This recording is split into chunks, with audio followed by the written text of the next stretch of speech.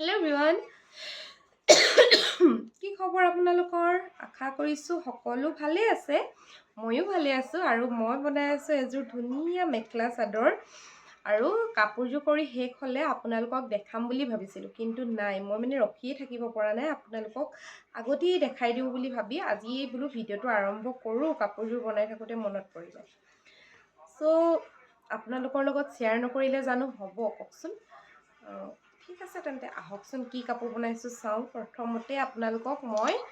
এনেকৈ অকণমানকৈ দেখাই লৈছোঁ আৰু আপোনালোকে নিশ্চয় ধৰিব পাৰিছে যিসকলে ধৰিব পাৰিছে কওকচোন কি হয় মই 1 2 3 আৰু আজি ৰাতিপুৱা মই নেল পলিচো লগালোঁ জানেনে কাম বন কৰি আজি আৰু এইখিনি লাগিয়ে আছে ভৰিত লগালোঁ হাতত জেতুকা ইমান ধুনীয়া জেতুকা লাগি আছে দেখিছেনে বহাগতে লগোৱা আৰু মই বনাইছোঁ এযোৰ ধুনীয়া স্ক্ৰীন পেইণ্টিঙে আহি যায় আজিকালি জানেনে গুজৰাটী চিলাই মেখেলা চাদৰ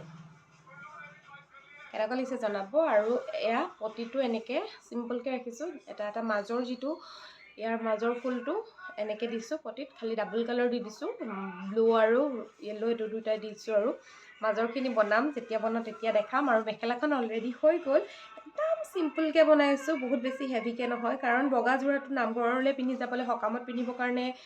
লাগে ন আৰু বেছি হেভি ফুল হ'লে মানুহে মানে কোনোবাই কিবা ক'ব বুলিও বেয়া লাগে সেইকাৰণে চিম্পলকৈ বনাইছোঁ